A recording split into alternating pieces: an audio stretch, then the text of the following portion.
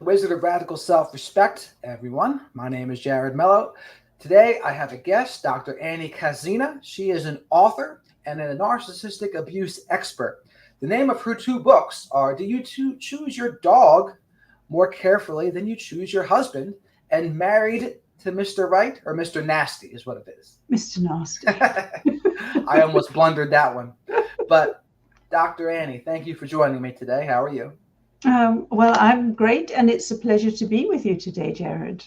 Thank you very much. And you are across the pond here, for people who don't know, from England, which is pretty Mhm. cool. Yes, in a very quaint, leafy little Oxford village. Awesome. Awesome. hmm And to start here, to give people a good idea of what you are all about, what is your mission that you are trying to help people with your books, your Instagram page, or what would you like people to say about you and your work after your death? Well, I would like to think that I would like them to say that ideally that I helped make healing from narcissistic abuse easier, more accessible, and more enjoyable, more filled with laughter. I believe in the power of laughter, particularly when it comes to healing from narcissism. Laughter will always be one of the best medicines for sure. Totally. And your first book, what was the catalyst for you for writing your first book? We're talking about my first book for healing from abuse. That Yes. one was actually The Woman You Want to Be. Okay. And that was the beginning of my understanding of how to help people move on. That how on earth do you deal when you're carrying a huge load of trauma and it's incredibly hard to make sense of what you've been through. So this was kind of a program for a year that women could work through to ground themselves in a sense of who they were, who they are, and move away from the whole trance, if you like, that narcissism puts you into. You end up in a trance of helplessness and worthlessness and powerlessness. And it was about coming out of that and reclaiming your identity and your power. So Mm. that was the first one. The second one was Married to Mr. Nasty. Um, and my ex-husband was my teacher for that one, shall we say. That's funny. Yes, because I thought he was a uniquely horrible individual, and the more I spoke to other people, the more I found that actually there were two different narratives about him. The personal one, that he particularly liked cycling, and there were various things about him that were purely personal, and his actual the bald facts of his existence and where he was born and his trauma. Um, and his journey from one country to another. But on the other hand, he was exactly the same in his behaviors as every other narcissist, pretty much. What So, was it that for you got you caught up in it all? What was it? Was it the love bombing that did? Do you think it was being conditioned to love narcissistic people? What do you think it was for you? well, to go back to saying to what you were saying before we started, it was Mystic Morris. I grew up in a narcissistic family. It was basically my father was this powerful little demigod in the family. And he wasn't, in terms of narcissistic fathers and how dreadful they can be, he was by no means the worst. He had a sense of who he should be, which was what limited him to some degree. He knew what a good man does and what a good man doesn't. But verbal abuse and intimidating the hell out of his family was not a problem for him. So those things happened. And he told me that he knew me better than I knew myself. That was powerful Mm. narcissistic gaslighting. So I grew up with a very poor sense of myself. and I was trained to be a wife, basically. They let me go to university, but only so I'd find a better class of husband. And it was a terrible mistake on their part because I found ideas and freedom. Mm. And I was trying to break away from them, and they were giving me a very heavy silent treatment because of that. When I met my future husband, who came across as a nice guy and is far more intelligent, articulate, and open-minded than my father. And he made me think at that time that the sun shone out of my ears, shall we say, and therefore it was a slam dunk. You know, it was better than what I knew. He seemed to really like me, and I was terrified of not being able to do life on my own, and that's how it happened. And your father, Mystic Morris, one of his favorite things to say was, when you live together, love flies out the window.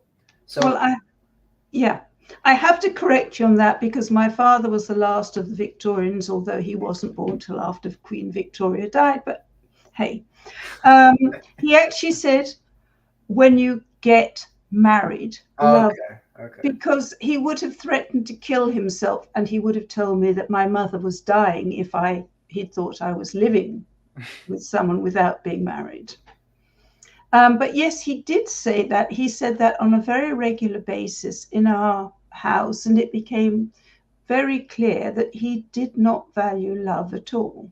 You know, my mother would be sitting there and he'd be looking at her and saying, when you get married, love flies out the window. And she just went. How did your mother deal with being married to someone like that? Well, I can't prove this, of course, because I'm the daughter and I didn't have the conversations that were necessary. But I think my mother was actually a very damaged woman. She had a mother who was occasionally psychotic. I mean, she had psychotic interludes and she was stuck in hospital. And I think that her home environment was decidedly toxic. So my mother had achieved social success in marrying and being part of a different community, and therefore she reckoned it was a reasonable trade, that he wasn't perfect, but there were worse things. Sure. And that just goes to show you too how much different the standards were back then. They had a much lower bar for what they would be willing to accept and tolerate in a relationship. And for you, you mentioned in your book, for example, that people choose their dog more carefully than they would choose their husbands. Yes. What do you mean when you say that? It was quite literal. My daughter was about 10 and we were going to get a puppy. And I was desperate to get this puppy for my daughter and myself. And I'd researched very, very carefully the breed that would be right, that her little friends wouldn't be allergic to, that wouldn't be too big, that was sweet-natured, yada, yada, yada. And my ex-husband put up a big fight about this. And this big fight wasn't a one-off because it never is with narcissists. And he got jealous of the dog. So one day he looks at me and we're sitting watching television and I'm wearing my dressing gown and I'm waving the belt at my little dog who's on the ground going, killer, killer, I'm going to kill the dressing gown belt, making tiny dog growling noises. And my then husband said to me, he just suddenly out of the blue said, you've got to choose between me and the dog. And although I was very ground down by him and frightened of him, I just heard this voice say, well, it's got to be the dog. And he stormed out of the room, slammed the door, and I went, what have I done? And then I thought, but I chose this dog. I researched the dog, made sure that she fitted all my criteria, and she's a beautiful little dog. And the great lummox that has just slammed the door behind him, what the hell was I thinking then? And whenever I've mentioned that to other women who've been in bad relationships, they found it painfully relatable that they didn't choose their partner. They didn't think about what they really wanted and needed. They settled, they compromised all the way along the line. And do you think for the women who did that, there was some sort of a self-worth issue, or something along the lines of that's why the love bombing was so effective, because they were susceptible to it or vulnerable to it? Yes, there is always a self-worth issue there, I believe. And there is a lack of a halfway decent role model. Mm.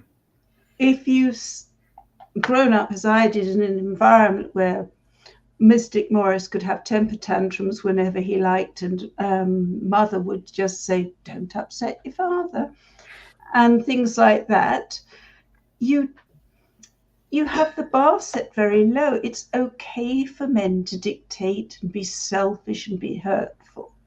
And you just learn to accommodate and tiptoe around them. And a little bit of love bombing, well, that is just, the ultimate. It's Right. so much more than you've had. Go for it. Right. And that's where the emotionally cold aspect of a narcissistic parent, that is not something they get too much of. They don't get very warm and affectionate a lot of times. It's usually a very cold and, if not tense, environment in those kinds of situations. A lot of walking on eggshells a lot of times, and it's just not comfortable. And I think people who grow up in that spot, Agreed. they want to get out of there as fast as they can, and they want to find a place that's the opposite of what they grew up in, where things are lighthearted and fun, the opposite of what they had growing up with. And yet we go for something entirely different and tend to end up with something that's very much the same. It's a different wrapper, if you like, but fundamentally the same. When I realized I'd married my father, but brighter, I wasn't very happy. And he did have a better sense of humor, but that was saying very little. And so was this the guy that forced you to choose between the dog and him? Okay. Yes. And I think on two aspects of that. One, they most certainly would get jealous like that. If you're giving an animal affection, love, they see it as, that's affection, time, and love you are not spending on me. Yes. And then they'll get upset. Yes. But the man was so odious. He really was quite odious. He spoilt any nice moments. He was hurtful. He was critical. He was impossible to please. So then when he gets peeved that I'm not all over him like a rash, I think, there was no self-reflection. But on the other hand, this was a man who scuttled off to see his psychotherapist often 3 times a week for years. That's an interesting dynamic there too. So he was this way, but he would still see a psychotherapist 3 times a week. He liked the sound of his own voice. But no insights or growth was ever achieved? Well, he had a lot of cognitive empathy. And he did have a lot of insights that he got from it, but he used those insights to look at me and diagnose me as a problem because of this and that and whatever his psychiatrist had told him, his psychotherapist. And there was a point at which he said, I think I'm going to train as a psychoanalyst and I'm going to have to leave you because I'll be in a mental asylum before long. And he would diagnose me with whatever it was that he felt like. But, and you had mentioned in your one book there about choosing your dog more carefully that one of the sure tell signs of abuse is when someone is always blaming someone else. Someone else is always at fault. They're pointing the finger. And it sounds like he was using some of his insights to point the finger at you. Precisely. He would sit and listen to his therapist talking and then come home and say, and literally dump it all on me. You've got this problem, you've got that problem. Because I was so lacking in a sense of self, I'd be sitting there going, do I? Do I? Is it Mm. possible? And then the research instinct would kick in, and I'd read books and I'd think about it. And about 4 weeks later, I'd come back and say, no, I'm not. But that would be too late because he'd gone on to accuse me of many other things by that time. Right. And they love to do that, I think, because Yeah. for one, it gets rid of any accountability or the attention on any of their problematic behaviors. And I think they think the best defense is a good offense. And they think, Absolutely. well, attack first to try to get you on the back foot and backpedaling or jumping from one foot to the next. And it's effective, unfortunately, for a lot of them to do that. It's fabulously effective. I find with clients now that, it's always, let's take one thing at a time. When they start sending you these great letters of abuse because you're going through a divorce, stay with one issue and do not start to defend yourself. It is a great smokescreen that enables them to get to their agenda. Right. And that's why they say don't jade, justify, argue, defend, or explain.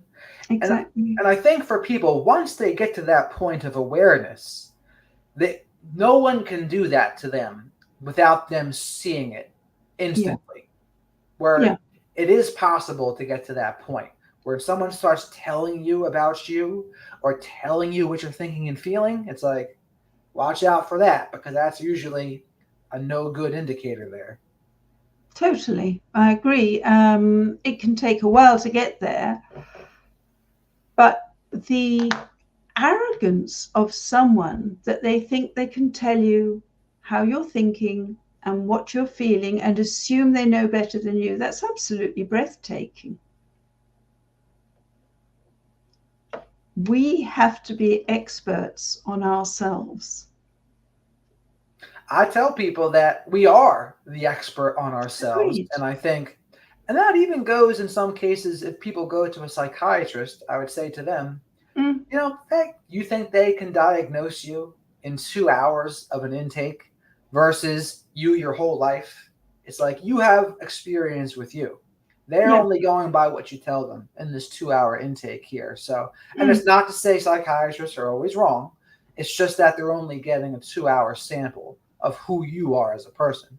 Meanwhile, you've lived with yourself your entire life. And I think you try to empower people to believe in themselves and to trust themselves and their gut. And that's one of the most important things to be able to do after being in a relationship with a narcissist or growing up with a narcissistic parent, but learning to trust yourself and trusting your instincts. I think that's one of the most important things to do. Absolutely. And I think it requires this great shift because we come out of an abusive relationship thinking, I'm absolutely useless and incompetent and I don't know what to say to people and I don't know how to trust people and I don't know. And the more you connect with yourself, that self that's still there, hidden under a pile of misinformation and disinformation, but the more you connect with that, the easier it is to be this expert and to know what works for you. And you never have to justify it. Right. It's, even if you take one look at a person and go, I don't ever want to be in that person's presence again. And there's no proof of it apart from the fact that the message has come through. You believe it and act on it. And if people want to think you're daft for doing that, that's fine. That's their choice. I got you. Yeah. And in your book, you're not a fan of the Disney movies Cinderella or Beauty and the Beast. I'd like to hear what your reasonings for that were, because I think that's pretty interesting for people to know about why you don't like those things or those movies and the bad messaging that you think it sends to women. Well, I think I have been profoundly affected by those movies because they've stayed with me so long, but they are so insulting. Cinderella is a victim of her horrible stepmother, and she has a dreadful life until she goes to the ball, and then she meets this prince, and then he falls in love with her because she's kind of polite and she's well dressed and she's got this bit of mystery about her. Although honestly, if he spoke to her, she'd probably spend too long over explaining herself, given the experience that she'd had of life. And then he falls in love with her, he elevates her, and they're going to be happy ever after. And it doesn't work like that. So I really dislike that. And Beauty and the Beast is even more noxious because she meets this person who's had a tough time, if you like, in that the Wicked Witch had turned him into a beast because he'd been a jerk before that. And she chooses not to see who he is, but who he could be and should be. And she loves him into becoming this wonderful partner. And we've all tried it, and it doesn't work. So where is the line for you? Because where is the line for what is too far? What is too far gone for a man to be, for the woman to join him on the journey? Well, I think I'm quite hard line about it. I do not think that you tolerate unpleasant behavior and try to change it. I do not think you try to civilize a person. I think you only accept a person with whom you feel safe and free, and loved and respected. As far as I'm concerned, it's like one of these Venn diagrams, where there's a degree of overlap that can be larger or smaller. But you have to be a person unto yourself in a relationship. Someone's got to respect your space to do that and be whatever it is that you want to be. And that's, to me, how it works best. And if someone's pushing you, yes, I love you dearly, but it would be much nicer if you changed your clothes, or you didn't do this, or you did more of that for me, or whatever. That doesn't feel good. Maybe I've been very fortunate, but my partner is someone with whom it's never been you've got to do this, you need to do that for me. We've just both started from the position of how can we make sure that we both have the best life together? So there's never been any pressure to do something for the other one. We're free to do it or not do it. And obviously, if you can help someone else in any way, provided it's not undermining you, you would do it. So that's my kind of gold standard, that you are free to be yourself, celebrated for being yourself. And someone is happy for you to grow as much as you choose to grow. Right. And I think a good thing for people to remember is, for men and women alike, you want to be okay with who they are right now. Absolutely. For the major things, right? Because if there's some major things that are not acceptable, or you think if only they were to change this, this, and this, then all of a sudden they'd be great. Or if it's further along in the relationship, people may catch themselves thinking, if only they were like how they were in the beginning, things would be great. But if they are not how they are right now, if you don't like who they are right now, totally, that's a problem. And I think if you try to really change anything major of what's going on, that's a red flag too. Because there's rough around the edges things, like little things. Do they put their clothes in the hamper? Or do they leave a couple dishes in the sink? Like, there's little things, and then there's big things. But in defense of the little things add up too. The little things add up in the relationships. Yeah. Yeah, for me, it's kind of like a contract. If you sign up a work contract, that's kind of what you expect to be doing. But you can't suddenly say, oh, well, I thought I might change it and come in a half an hour later and I won't bother to dress properly for the office because I don't feel like this, or whatever it happens to be. The contract is the contract. And it's, yeah, there's one story in that book of someone who I knew very well. And she was being this lovely woman with her boyfriend because she wanted him to think her this lovely woman. So he had no sense of direction and he didn't have a GPS. And she lived in a place where there's some difficult roundabouts and he'd get them wrong all the time. And when he got them right, she'd say, oh, you're so clever. I don't know how you did it. And then one day she just lost her temper and screeched at him, how can you not know which way to go? And to me, she'd been dishonest. She'd been selling herself in a certain way. Right. And that wasn't who she was. For me, that would have been a big red flag, although that was a small episode. But, let's be honest about who we are and expect the same honesty from other people. Now, you are someone that has a PhD in Italian literature. Mm-hmm. I'm not sure people know that about you.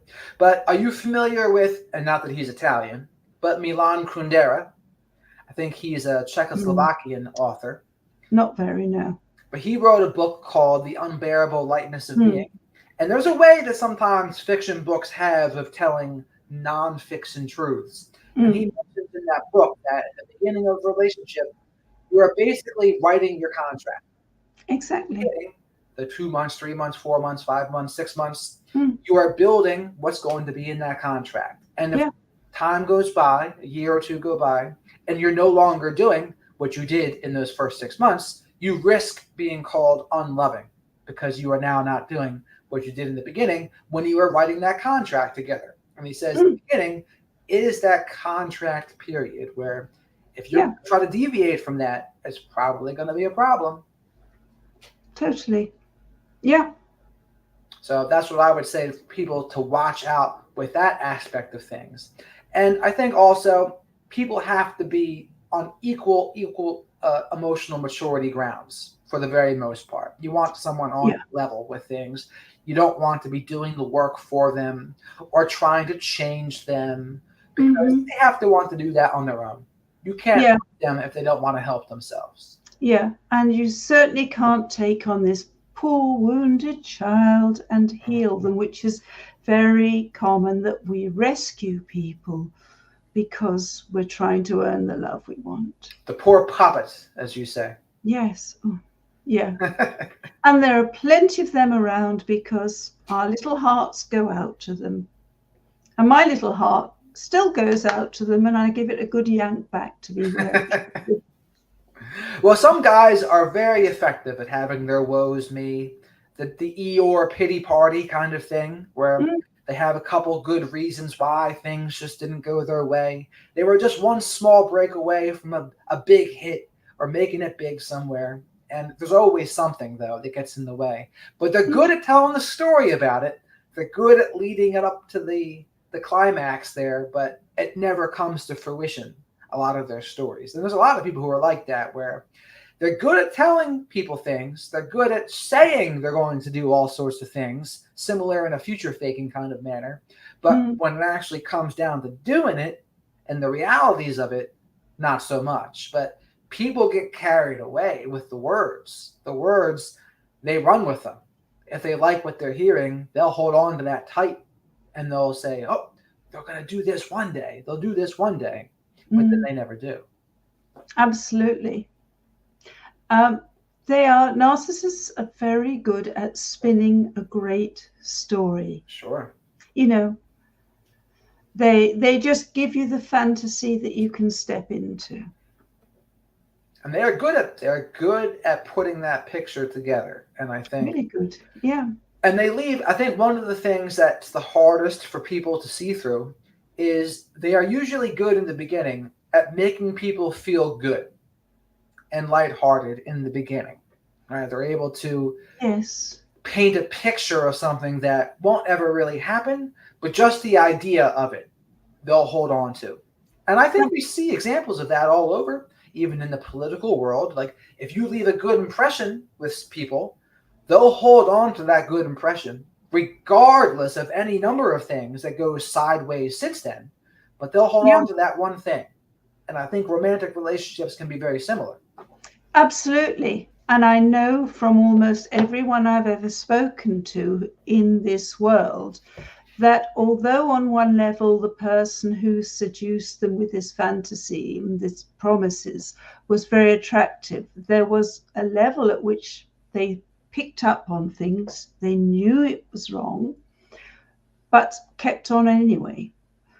And we do this thing, we commit very early on, this person is telling the truth. Yep, so I'll believe it, even if I see an egregious lie coming. And we should be more flexible and able to say, well, it was going well until this point when he told me he was a Secret Service operative or whatever. And then you go, sorry, you have just betrayed my trust. This does not feel right anymore, and I'm out of here. Because what you don't learn the fast way, you will learn the slow, painful way. Right. And I think, like you said, people are good at seeing red flags a lot of times, but then they don't act on them. Mm-hmm. And if you don't act on them or get to the bottom of them, it doesn't matter that you even saw them. It's as if you didn't at that point. Yeah. And I think that's the issue I see much more of, is people see them, but then they ignore them. And then the question to ask then would be, why do they ignore them? And it's usually one of two reasons. One, they don't want to be alone. Or two, they like the good feelings that this person is bringing them. Or both. Generally, it's one of those two things. I think there is a third one as well, which is when you come from an abusive background, you go, well, I suppose that was bad, but how bad is bad? I've known worse, and lots of people do that. So you don't have this clear sense of right and wrong. Everything's more fluid because you've had to accommodate to so much bad behavior anyway. That's a good point. So they're already used to having to deal with so much that they think, maybe this won't be as bad, or maybe it's got to be a little better than what I dealt with. Yeah, and it was a red flag, but I'm looking at it again, and it's actually this delicious shade of pale pink. So, maybe it was just the light a minute ago. But you're right, though. People do that. It's kind of like putting lipstick on the pig a little bit, or dressing up the red flags into some sort of flower bouquet. Where it's like, oh, it's a beautiful arrangement of red flags. What are you talking about? Yes. But here's a question for you. Once trust is broken, I was having this talk with someone today. Once trust is broken, do you think you can ever trust that person again? So I think the theoretical answer is yes, but they have to re-earn the trust. The person who broke it has to go back, learn the lessons, and behave quite differently. What happens in toxic relationships is the toxic person goes too far and then goes, whoops, I don't like this because I might have to split the assets in a divorce, or it might be inconvenient for me and I don't have anywhere else to live at the moment, or I'm not earning any money or whatever. Terribly sorry, darling. I didn't mean it. I've realized how much I love you. This will never happen again. And for a couple of weeks, it's all lovey-dovey. But there is no fundamental change in behavior. There has been no meeting and profound discussion and commitment between the two about what is going to change. And then things just slide back to the way they were, except that the person who has been betrayed is now older and more tired and has less energy to fight the same battle the next time it comes around. So, yeah, I carry think on. the issue, though, for the people that are going to give someone a chance to earn their trust again, that they're opening themselves up to be hurt again just to even give them the chance to re-earn the trust. And that is something I have a hard time telling someone or even suggesting they do. Like, yeah, give them a chance. Because in order to, I guess you can try to do small steps at a time, but it is really difficult to give them the opportunities to open yourself up to it, to have them only hurt you again. I don't know. It's a tough situation. It's a tough situation. Yeah, I think for me at that point, right, you want to be in it, you want to earn my trust. So I tell you what, you go off and live there, I'll live here, and we see over a period of time whether you've committed to your therapy and doing the work on yourself and all of that, and whether things change. And I commit to not doing the things that I know I can do to keep you sweet. So I don't try to accommodate you, and we see whether there is anything viable. And if I get any whinging and buts from you about, but I need to be with you because I can't do this on my own, that is a whole van full of red flags, and that's a no-no. So theoretically, yes, trust can be rebuilt. In practice, it's a big ask, isn't it? Yeah, I mean, I'm more hesitant to even like once someone's crossed a certain threshold, it's really difficult for me to even think about giving them a chance. But that's usually because I can have a longer leash in the beginning. But once they've taken it too far, then it's really tough to come back from that for me. I've heard the expression trust is like a mirror. Once it's broken, you can fix it, but then you're always going to see that crack in the reflection kind of thing. That's kind of been my thinking towards it. Although I'm open to being wrong. I'm open to maybe it is possible if someone's doing enough work on themselves and really showing the effort, taking accountability, able to admit when they're wrong, things that often you just don't see with people who have lost trust to begin with. Usually they're either that kind of person or they're not. Yeah, I would tend to agree with that. I mean, you do hear accounts of people who did rebuild after some kind of disastrous betrayal of trust. So I always like to preserve this zone where these things can happen, but I certainly wouldn't encourage making it easy for somebody. No, I agree with you there. And to continue with our picking of a dog analogy, when it comes to picking a boyfriend, husband, or girlfriend or wife, what are the things that we can learn from choosing a dog that we should apply to choosing a romantic partner? Well, with my little dog, I thought about a lot of things. My first dog was a narcissist, a Bichon Frise. That dog was a nightmare. So I sat down and I thought, what kind of breed can I incorporate into my life? What can I manage? What does the temperament have to be like? How much yapping can I cope with? What other health considerations? Are they easy to train? And actually the same kind, will they be loyal? Actually, my dogs have never been loyal. They've been loving. But you want the same kind of criteria with a partner. Will this person actually be someone who can fit into my life? I don't want to have to be apologizing for my friends. I want the harmony of being able to have a partner who can enjoy my friends and whose friends I can enjoy. I want someone who shares my values. Obviously, that's the bottom line. Someone who respects what matters to me. It's just a whole host of things. Do I want to be with a charming person who believes that cleaning his house every 7 years is good enough? No. this will be a point of fiction. It really has to be someone that also that you would be happy to have as a friend. I meet women whose husbands have been appalling to them, and they say, he wants to be friends. Can we be friends? And they say, but you never were friends. You wouldn't be friends with someone who spoke to you like that. You know, so it's this all-round picture of what you want to make your life work, and I think that's something that people have to put the work into thinking about. We don't do it.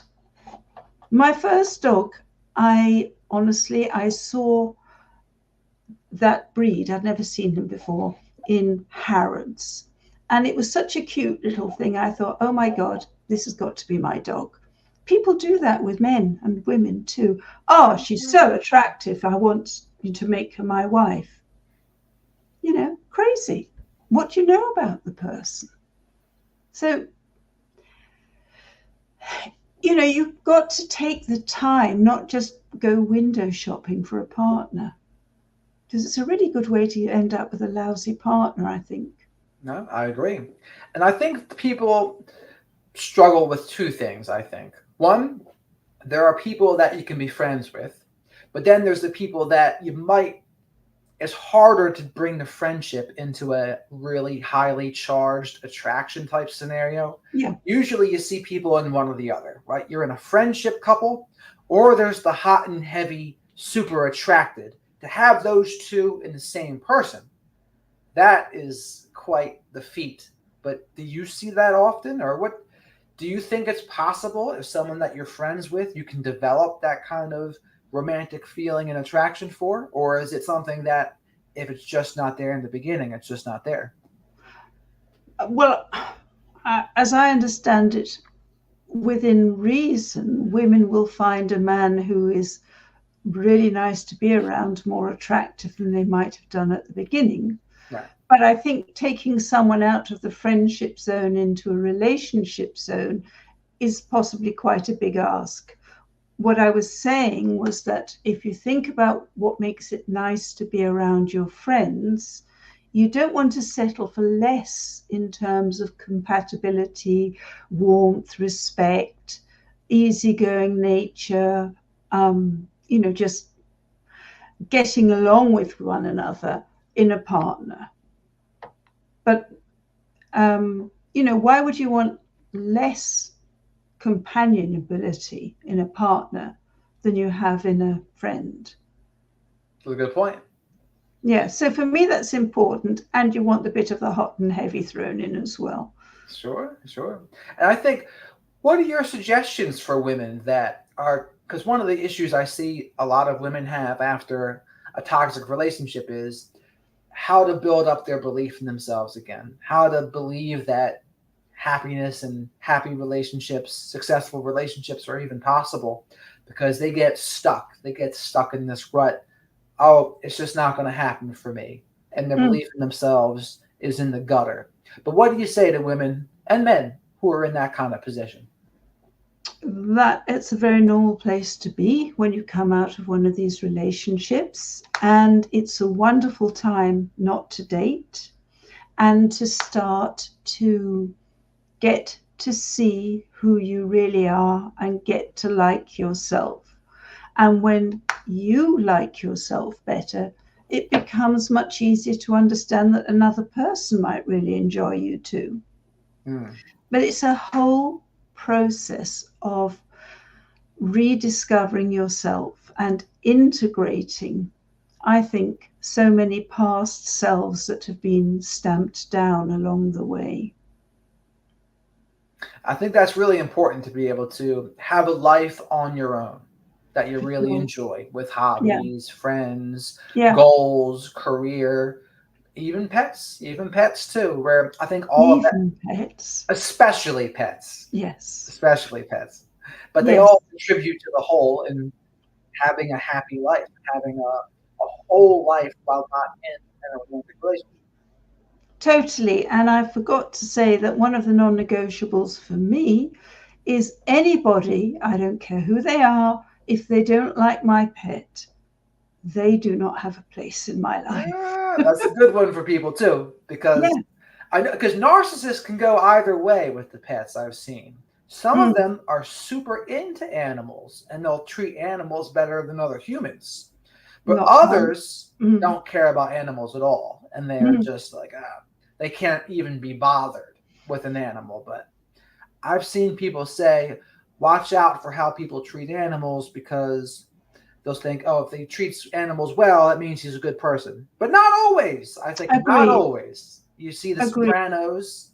Tony Soprano loved animals. Look at Hitler. He loved his dog Blondie, and he probably Yes. treated that dog Blondie better than he treated many humans, or definitely. Yeah. No So question. it's not a cut and dry thing, but it's No. But how people treat your dog and respect the place that your dog has a place in your life is pretty important. absolutely. And I want to be cognizant of your time here, but any other things that you wanted to go over here, any other things that you think are important to share that people could benefit from hearing? Well, for me, it's always that there is always healing. I think when we come out of a toxic relationship, we think that the state that we are in is who we are. And it is not our identity, it is the condition that we've been reduced to. Kind of like coming out of a prison camp when you might look kind of starved and pale from lack of daylight and freedom. It's the Mm, same kind of thing. And you can totally rebuild. You do have to do the work on yourself. It does seem incredibly frightening because you think you're going to find more awful things than you've been told about yourself. But it's not true. What you find is a load of much better things than a revolting partner or parent or whoever would ever have told you. And there are so many wins along the way, and it is so worth it.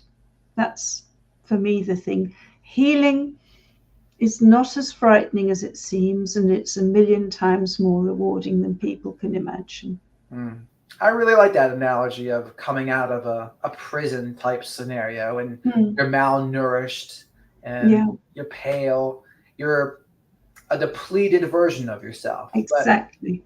But Yeah, it is possible to build up again, and it is possible to build back stronger. I think much stronger. that's the important part. Yeah, and it's also been my experience that survivors, because we've been because we've been robbed, deprived, whatever you want to say, of so much joy that we should have had, we grasp at every joy that comes our way and we get the maximum pleasure out of it. And so there is so much joy ahead.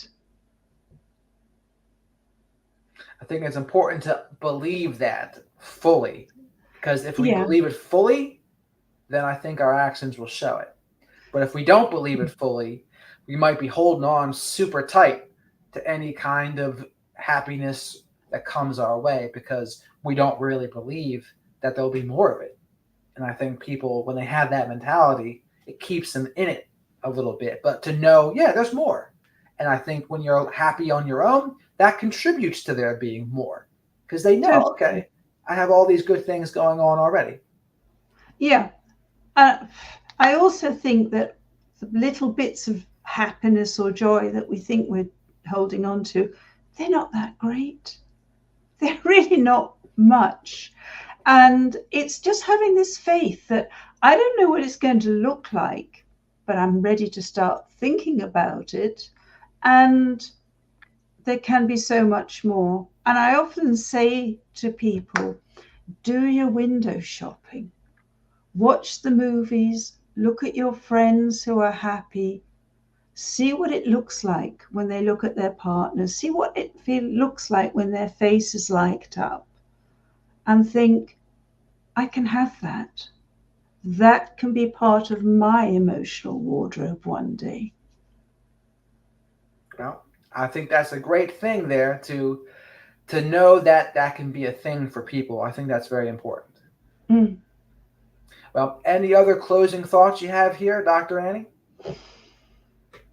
No, I don't think so. I'm happy to leave it at that. All right. It's been a pleasure chatting with you here. And thank you very much for coming on the show. I think a lot of people will benefit from hearing what you had to say. And I think those analogies, the picking your husband versus picking a dog, and the coming out of a prison camp analogy, all of those things, they may sound silly, but those are the things that stay with people. That, yeah, okay, that's how it should be moving forward. And the people who are in a bad place right now because they just got out of a toxic relationship, yeah, it's like you got out of a prison and you're malnourished and depleted, but it does get better. I think that's important to say. Yeah, well, it's been an absolute pleasure talking to you today, Jared. All right, thank you You again, enjoy Dr. Annie. We have to do it again sometime. Well, I have a little longer. All right, have a great rest of your day. Thank you. You too. Bye-bye. Bye now.